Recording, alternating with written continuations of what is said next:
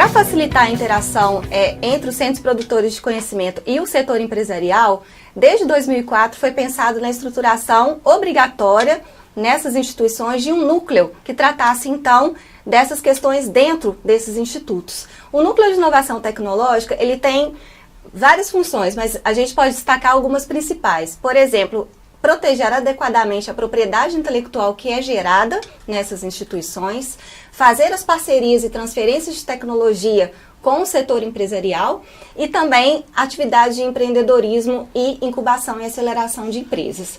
Na UFMG, por exemplo, a gente tem um núcleo de inovação, que é a CTIT, e ela cuida já há 20 anos, mesmo antes de ser uma obrigatoriedade legal, como foi falado em 2004, de fazer essa interface do que é gerado na universidade em termos de conhecimento com o setor empresarial.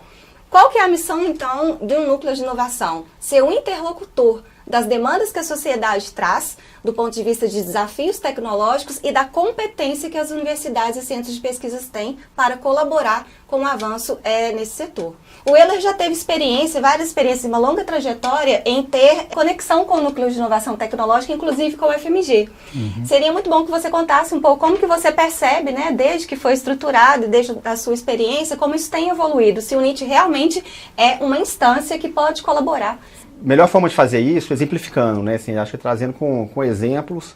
E eu sou um defensor dos NITs, né, enquanto ferramentas ou de estruturas que tenham essa capacidade de gerenciar a propriedade intelectual de um centro tecnológico e ter essa capacidade de diálogo com o mercado, né? Assim, aí eu tenho um caso que, em 2002, 2003, eu vim pela primeira vez negociar uma propriedade intelectual com a NIT da UFMG.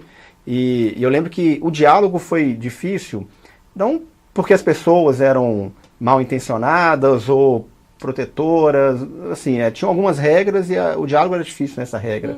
Né? Então, a gente não conseguiu evoluir para uma proteção e uma comercialização de tecnologia e coisas do tipo, conceitos que mercadologicamente fazem sentido, né? Do tipo, olha, você está cobrando royalties em cima da receita, né? Meu negócio que eu estou propondo aqui é margem muito baixa, vamos negociar esse royalties para ser em cima do lucro, por exemplo? E aí a interlocução não sabia a diferença de receita e lucro, e isso mostra um grande afastamento e distanciamento entre o que é o mercado e o que é a tecnologia pura ali, né? E isso evoluiu demais, assim, né? Assim, hoje não só a gente percebe que isso é muito claro, esse tipo de diálogo, mas a gente percebe o NIT como um apoio para construir as estratégias de proteção intelectual, né? Até um caso que a gente veio licenciar o supressor de poeira, né, a tecnologia, e que a gente desenhou juntos, né, a quatro mãos, universidade e empresa, né, a Universidade de Verte na época, qual que seria a melhor estratégia de proteção, juntando patente, know-how, né, assim, know-how e construção em cima de know-how.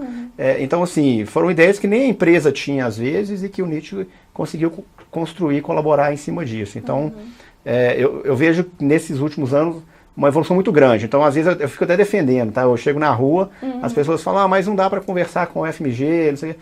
Eu falo assim, quando é que você foi a última vez? Não, eu fui há 20 anos. Não, então eu sugiro ir de novo, né? Porque eu acho que tem uma mudança muito grande em termos de estrutura, em termos de conceito, em termos de capacidade de diálogo e negociação. Isso é muito claro, tá? Isso é muito claro em termos de percepção do lado de mercado.